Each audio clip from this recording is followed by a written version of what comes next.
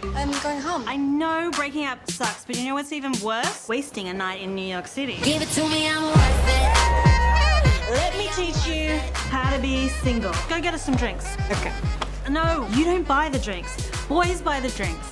Not with this wallet. Okay. With the sausage wallet. You see me in the spotlight. Hey, what's up, y'all? I don't know why I just said y'all. You all would have taken just as much time. Oh my god. Can I have 2 margaritas? Oh my god. Give it to me, I'm worth it. Baby, I'm worth it. Whoa! You need to get out. You're in my apartment. This is not my apartment. Sorry. You were great last night. Was I? I can't remember. You're a pretty girl. This is New York City. There's like 1 billion people outside that door. In every male-female friendship, there's total number of drinks. 4, 5. And if you hit that, it means you will definitely have sex. If I had more than 5 drinks, I'd hook up with you. My drink number is 27. I wouldn't even touch myself on less than 24. I want a one-night stand. What about the guy over there? No, he's too young. I'm Ken. Is this one of those fetish things where you're like a foot fetish? Am I the foot? Do you want to be the foot? To no drama. No drama. You have to be at work in like 30 minutes. I can do this in 20. Step 1. That stuff is for babies. Babies with hangovers. Are we good? Payment accepted. Let's go. Welcome to the party. If Tom texts you, wait 4 hours to respond. And if you use an emoji, I will tip punch you. No! An emoji? Oh! The thing about being single is, you should cherish it. Oh my god, stop having a moment. Boys wanna be her, the girls wanna be her. The boys wanna be her, the girls wanna be her. The boys wanna be You really need to get that taken care of. What do you mean? I barely have any hair. You should close your legs. There's a reason I stopped watching Duck Dynasty. Is that Tom Hanks from Castaway? boys wanna be her, the girls. Seriously, it's like Gandalf is staring right at me. No penis shall pass. Gentlemen, that was good. You are currently watching Sexiest Man Alive in the Universe. I'm back with another video.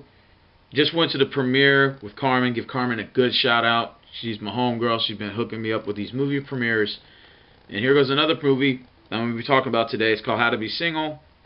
Welcome to the party, February 12th. It's kind of like a comedy / romance. A lot of romance in this movie. I don't know if I'm getting messages right now from people asking me, what the movie's about. And I told them, hey, I'm going to make a movie review on this, so, be calm. Dakota Johnson, Reba Wilson, the overweight girl in the movie, everybody, is wondering who she is. Alison Brie and Leslie Mann play as 4 women. 2 of them are actually related. They're sisters, and the other 2, they're all friends, essentially. And they're kind of all going through their own ordeal in the single life.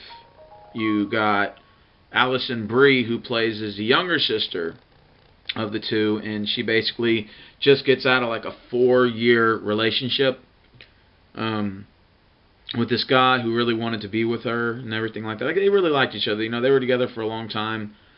They take like a break, and she says, I'm trying to figure myself out. I want to, go and venture. I want to go and, explore the world. She wanted to go hiking in the mountains. She said, I wanted to do fun things. And I guess she's kind of insinuating that her boyfriend, the current one that she's with, is not really like a fun guy. And he said, look, I'm tons of fun or whatever. And she said, no, it's not that. I'm just trying to figure myself out. And last thing I want to do is be in a relationship and then have to try to, figure myself out. And I don't think it's fair to you. It's fair to me, blah, blah, blah, blah, blah. I hate when girls do that shit. When they say, oh, it's not you, it's me. I'm like, yeah, okay. You're just going to go try to fuck some other guy or whatever. But he ends up, being real upset about it. But, there's really nothing he can do, so they split up. If you ask me personally, like, the minute she started telling me that stuff, and I hate to kind of steer away from the movie, I would just been like, get the fuck out. I'm like, go ahead, bitch. If you think you can find somebody better than me, it's going to treat you the way I treated you, this, and that, go about your business. But me personally, I'm not in the movie, and that's not in a real life scenario. If that would happen to me, that's how I would have handled it, But anyways, so Alison Brie gets and I'm going by their actor's name because I don't remember any of their names. This just keeps bothering me. Okay, so put it on silence. Anyways, Alison Brie goes on her break. Then you got Reba Wilson, which is the overweight chick. She's dancing in the bar and everything. Now her character is kind of portrayed as somebody who is who's like a single life. I don't give a fuck about the world. I don't care what anybody thinks about me. I'm just gonna party it hard until I'm 45, and then I'll decide to get into a relationship. So she's, you know, an alcoholic. She's drinking, you know, she's partying, she's doing drugs, stuff like that, kind of living the young 20s life or whatever. But all these girls probably got to be in their either mid-20s or like mid-30s, somewhere around there. And then you got the older sister, Leslie Mann, who plays as a doctor who treats patients and stuff like that. And anyways, she is the kind of, she's actually portrays a character as somebody who doesn't have time for relationships and stuff like that. You know, her work is just so busy, you know, and she just doesn't have the time. There's one scene in the movie, it's at the very beginning, where she looks at this baby boy and she tells him, you know, you're not gonna let me get to you. I'm not gonna fall for it. I'm never gonna be in a relationship and stuff like this. You know, I'm just so busy behind my work and stuff. And you're smiling, but I don't see anything funny about this. And the baby's smiling and stuff, you know, because he doesn't know any better. And all of a sudden, she tells him something really mean. She says something to like, you know, like I would never like anyone like you or something like that. And the baby looks at her with sad eyes. She looks into the baby's eyes, and she starts to get teared. She starts to get like watery eyes. The baby's getting watery eyes. And she says, okay, you win. So, leaving off from that scene, Alison Brie then jumps into a relationship with the new guy who's like a bartender.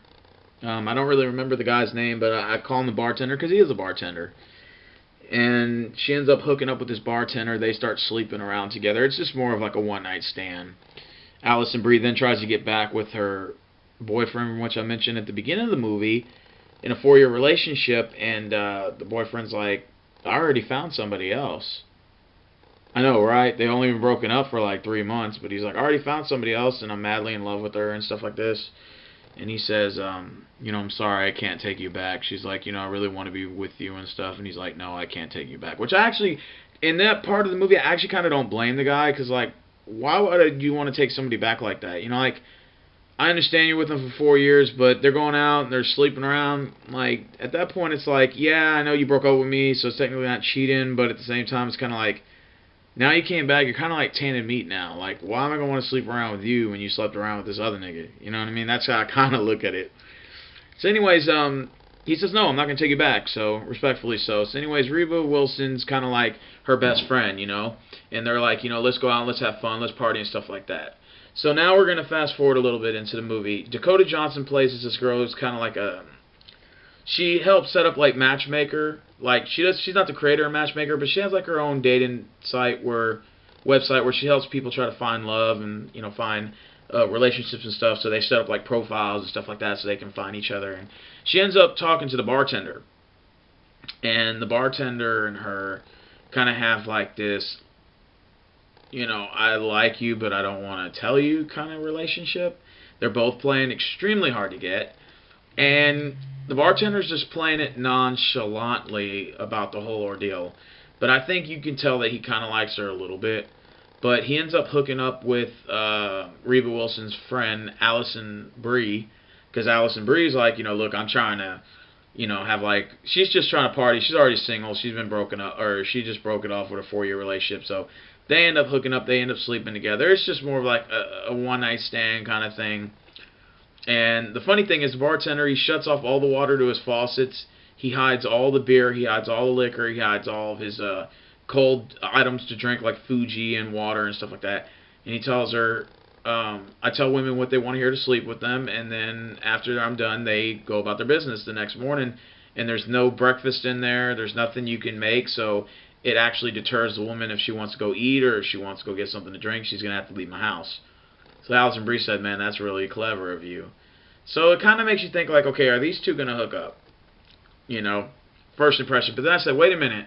Dakota Johnson, her other friend, is still trying to hook up with this dude, or at least that's what you think. I mean, I'm thinking they're going to hook up. So, you know, you got this situation where it's kind of like almost like a little love triangle going here. So Dakota Johnson more into her character, she's kind of like all out there. She's nuts, she's crazy, stuff like this, and she wants to find a guy that's completely compatible with her. So she's going on all these dates, bringing all these guys to this bar that's right across the street from her apartment. And she's constantly going on dates with these guys because she's trying to find the right person. But every guy she meets, they almost appear to be perfect until they fuck it up somehow and they're weird. Like one guy, he liked to sleep with animals, so she was like, oh, hell no, I ain't getting with that fool. So she, she dumped it off. She dumped him. And anyways, she's going on dates. She's going on all these dates. She's at least probably went on like 4 or 5 dates. So then you got Leslie Mann, who the doctor we went back to, and she's treating patients and stuff like that. She's trying to get a sperm donor to get her pregnant. So she ends up finding a sperm donor from Sweden, and she said, look, he has no signs of cancer, no signs of high cholesterol, no signs of diabetes in the family, no diseases, no heart disease, anything like that. So she picks a donor that ends up giving her the sperm, and she ends up getting pregnant towards almost the middle of the movie. So she tells her sister, which is Alison Brie, the younger sister, and she's like, congratulations, I'm happy you got the pregnant and stuff like that. So she got a sperm donor. She didn't actually have sex. Leslie Mann actually goes on a date, or actually kind of, she got hit on by this guy who was a younger guy. He kind of looks like Luke Walton from the Lakers. Google his name if you want to know who he is. He starts hitting on her. He's a younger guy. She's obviously in her mid-30s. He's probably in his mid-20s. She ends up liking him. And he, at first, like she tells him, look, about the business and everything, I'm a doctor, I don't really have any time for a relationship, plus I got a kid on the way, and I don't want you around, I don't know if you want to be around. And he goes, I want to be a part of this, like, I like you. He's like, and I like everything about you. He's like, I like your smile, I like your laugh, I like this, I like that. He's like, I really want to be a part of this, like, even though he knew that the kid wasn't his, after she told him, of course, because at first he thought it was his. But he actually wanted to stick around. So he actually really wanted this relationship to work out. So she ends up, her and him, to kind of fast forward, they end up falling in love, and they end up being together. You got Alison Brie now, the younger sister. She's dating, like I said, the bartender. She's just sleeping with him. There's really not a relationship between them. She meets this black guy named Mr. Stone. He actually owns a business. He owns a building that's right next door to where she's working. He owns the entire building. They end up dating for 3 months, and then he ends up breaking up with her because he doesn't want her to be a mother figure towards his daughter, which was kind of like a little sketchy about the movie. I was kind of like, what's that supposed to mean? But then I later found out that the mother, his wife died, and she died like 2 months before that, or a year before that. So it was hard for him to get over that loss, and it was hard for him to get over that point. And he didn't yet talk to his daughter about his mother, about her mother. So Alison Brie's like, I wasn't trying to replace her in any way, but if you don't want this, that's fine, I'll leave. So they end up breaking up. Then she ends up, then her boyfriend from 4 years ago ends up popping back up in her life. And now you're wondering, okay, are they going to get back together? So he ends up popping back in her life, and he's like, I really miss you. My mom and dad miss you. I miss you. So they end up hooking up, and they're about to have sex, and he goes, oh, yeah, and about this, I'm about to get married, but I don't know if I really want to do this. And she stops. She said, wait a minute, what are you doing? And he said, well, I don't really know if I really want to go through with this, So she said, oh, so I get it. You're about to get married, so you wanted to have a closure to this by sleeping with me one last time. And he just sat there, and she said, you know what? For the first time in my life, I was actually putting my love in the way of what I really wanted to do in my life, was to be single and be happy. Not the fact that she wanted to be single, but she wanted to be happy, and she wanted to do things for her instead of falling in love for every guy that said he loved her. You know what I mean? That was her problem. Her problem was falling in love with every guy that said he loved her.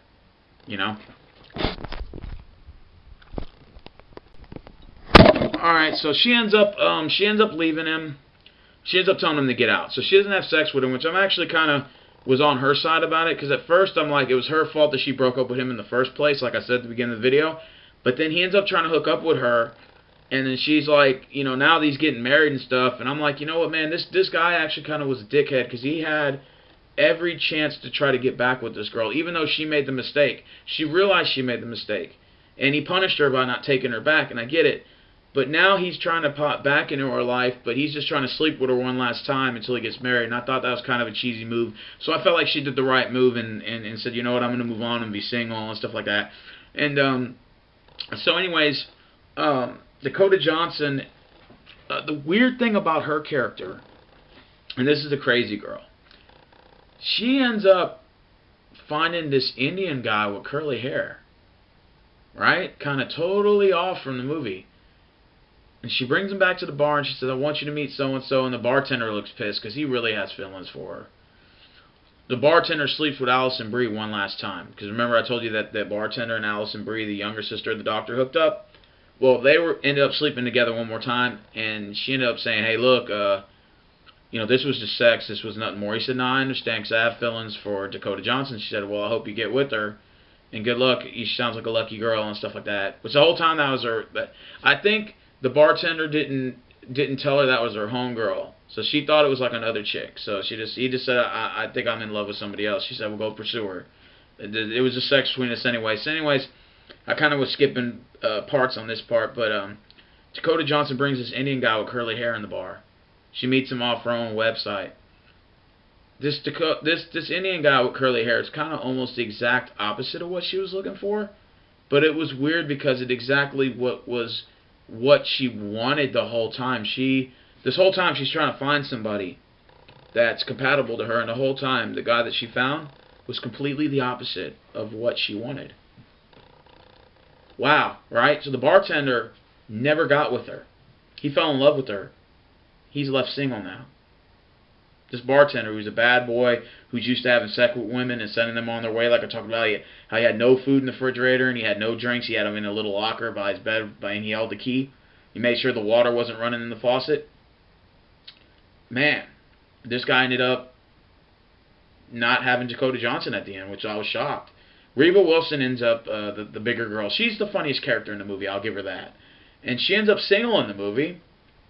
And, I mean, which is no big deal, but she has her own place, she has her own apartment. You know, she still parties, sleeps around, no big deal, you know, just trying to have fun with her life, I guess. So she ends up having, like, her own apartment, and she ends up taking Alison Brie in at the end of the movie, which was pretty cool. Alison Brie ends up single. She tells her boyfriend of 4 years, well, ex, you know, soon to be, they're about to mess around again and almost get back together till he screwed it up and told her about the wedding and that he was still with this other chick. And she said, you know, she told him straight up, you know, hey, you're going to, you know, I can't do this with you anymore. So she ends up actually climbing the mountains and going to the Grand Canyon because that was something she always wanted to do. So I thought that was pretty fascinating. Like, Alison Brie felt free for once. She felt like she got to do things that she wanted to do. And yeah, she did seem like the asshole by breaking off with her 4-year boyfriend at the time.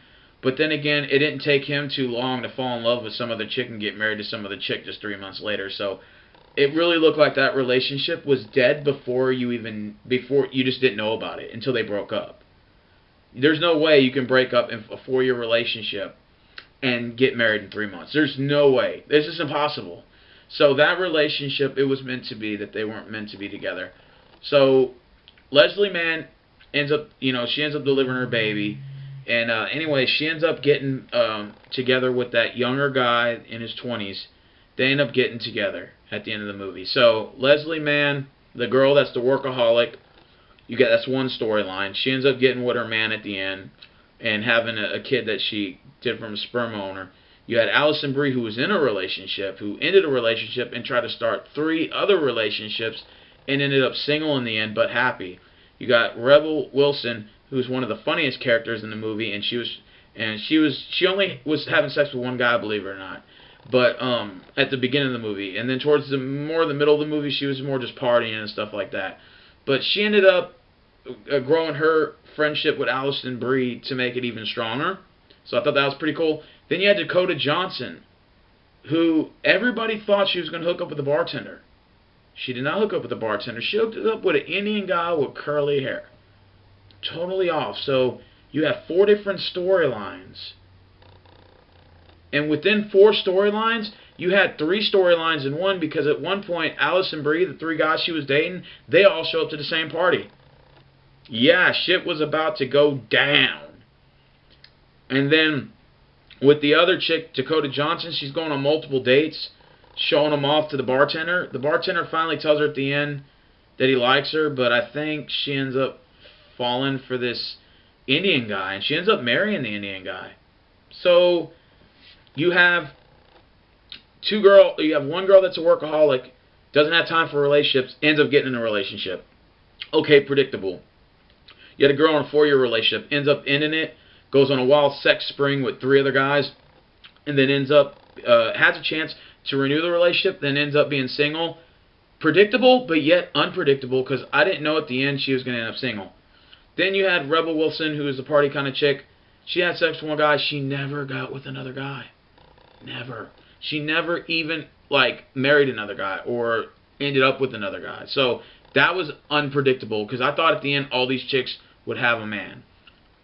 2 of them didn't, and 2 of them did. Then you got Dakota Johnson, the craziest chick. She ended up meeting a guy that was the exact opposite of her.